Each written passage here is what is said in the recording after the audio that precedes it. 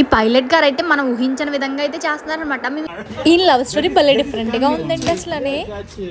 ఇదేనండి మేము ఉండాల్సిన హోటల్ అనమాట. లోపల చాలా బాగుంది. మేము సెలెక్ట్ చేసుకుంటే కంపెనీ వాళ్ళే బుక్ చేశారు. ఇది మేము బ్రేక్ఫాస్ట్ బుక్ చేసుకున్నాం అనమాట. మార్నింగ్ బ్రేక్ఫాస్ట్ తినేసి బయటకు వెళ్ళిపోవచ్చు. దీన్ని చూస్తుంటే నాకు గుహలు స్వరంగాలు గుర్తొస్తున్నాయి. ఎల్లి కొలిది స్వరంగాలు లాగే ఉందన్నమాట. ఇదే మేము ఉండాల్సిన రూము.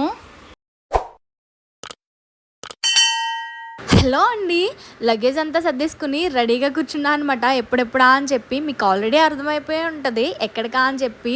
సో మేమైతే 4 days ట్రిప్ అని చెప్పి స్పెయిన్ వెళ్తున్నామండి, బార్సలోనాకి. ఎయిర్పోర్ట్కి అయితే గంట ముందే వచ్చామండి. ముందు వస్తే ఏం లాభం చెప్పండి. మేము పడిన ఇబ్బంది అయితే మామూలుగా లేదనమాట. మా లగేజ్ అంతా చెక్ ఇన్ చేపించేద్దామని ట్రై చేస్తే ఎక్కడో ఇచ్చాడనమాట. దానికోసం 1-2 కిలోమీటర్లు నడాల్సి వచ్చింది. దానివల్ల ఫ్లైట్ మిస్ అయిపోదాం అనుకున్నాం, కానీ ఏదోలాగా ఫ్లైట్ అయితే ఎక్కేసాం. ఇంకా విండో సీట్ వచ్చింది. ఇంకా విండో పక్కన కూర్చోగానే అవన్నీ మర్చిపోయి ఇంకా వ్యూని చూద్దామని చూసాను. జనాలందరూ మెల్లగా రావడం స్టార్ట్ అయ్యారనమాట. ఈ ఎయిర్లైన్స్ వచ్చేసి స్పానిష్ వాళ్ళదండి. ఇది స్పానిష్ ఎయిర్లైన్స్ మేము బుక్ చేసుకున్నది. మన పైలట్ గారు అయితే నిద్ర లేచినట్టున్నారు. ఇప్పుడే స్టార్ట్ చేశారు. 15 నిమిషాలు లేట్ గా అయితే స్టార్ట్ చేశారు. మా పక్కనున్న విమానాలన్నీ వెళ్ళిపోయి మొత్తం ఖాళీ అయిపోయింది.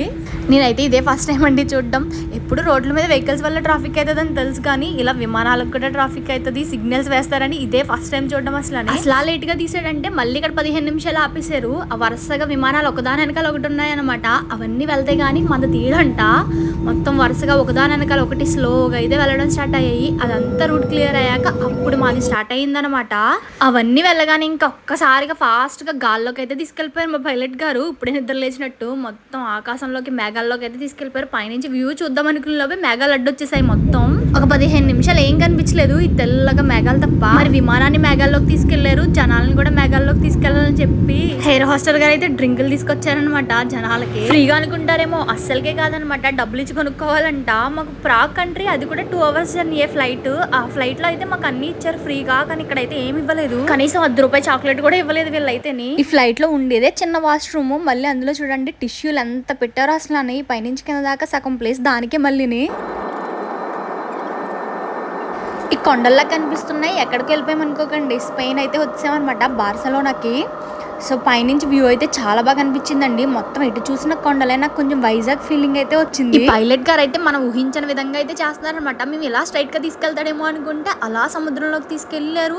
ఏంటి ఇంకా ఇంకో సముద్రం దాటాలి ఏంటని షాక్ అయ్యాను అనమాట. అక్కడ దాకా వెళ్ళి ఇక్కడ యూటర్న్ తీసుకున్నారనమాట. పైనుంచి వ్యూ అయితే చాలా బాగుంది.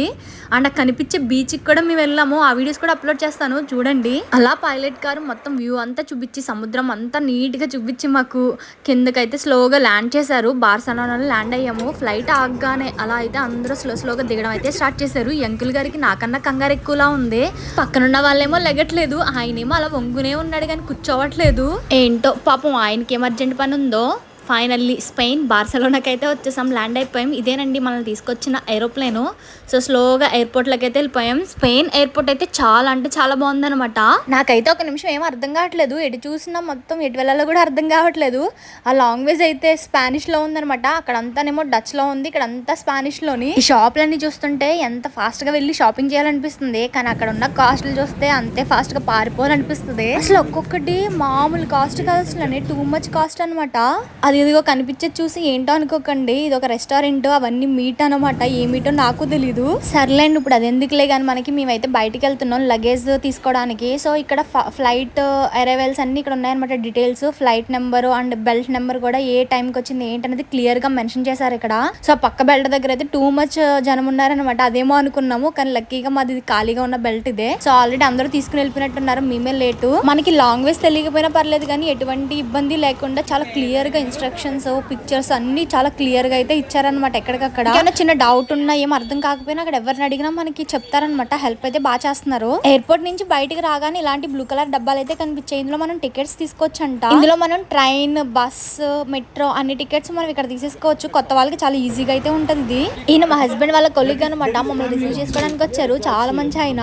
ఈయన లవ్ స్టోరీ భలే డిఫరెంట్ గా ఉందండి అసలు. ఈయనది యుఎస్ అంటండి. మరి బార్సలోనా, స్పెయిన్ వచ్చి ఎలా సెటిల్ అయ్యారో చెప్పిన. ఈయన వాళ్ళ మిసెస్ ఫస్ట్ ఫస్ట్ టైం ఫ్లైట్లో కలుసుకున్నారంటండి. పక్క సీట్లే, ఇంకేముంది సీట్లు కలిసినట్టే వీళ్ళ మనసులు కూడా కలిసాయి. అంతే కిస్ చేసుకుని ప్రపోజ్ చేసేసారు. దెబ్బకి యుఎస్ నుంచి స్పెయిన్ వచ్చి సెటిల్ అయిపోయారు. ఇంకా ఒక జర్నీ ఇన్ లైఫ్ నే మార్చేసింది.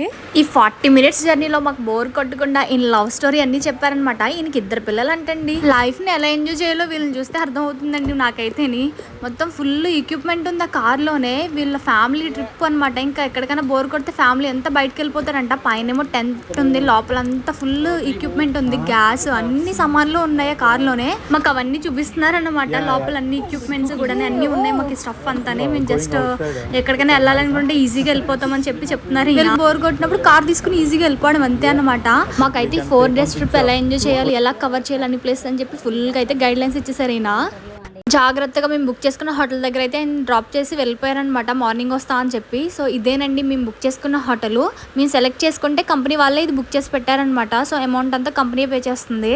సో లోపలైతే హోటల్ చాలా బాగుంది, పెద్దగానే ఉందండి. లోపలైతే చాలా బాగుంది. రిసెప్షన్కి వెళ్ళి ఫస్ట్ కీస్, ఆ డాక్యుమెంట్స్ అన్ని ఫిల్ చేసేసి మన డీటెయిల్స్ అన్ని ఇచ్చేసి కీస్ తీసుకుని పైకి అయితే వెళ్ళిపోతున్నాం. ఇదైతే దారి తప్పిపోతామండి ఈజీగాని. మొత్తం గుహల్లా ఉన్నాయి, స్వరంగాల్లాగా. ఇటు వెళ్తున్నాము కూడా అర్థం అవ్వట్లేదు. వెళ్ళి కొలిది వస్తానే ఉంటున్నాయి. రూమ్స్ అన్నినేమో ఒకేలా ఉన్నాయి. నెంబర్స్ చూస్తుంటేనేమో తెలియట్లేదు.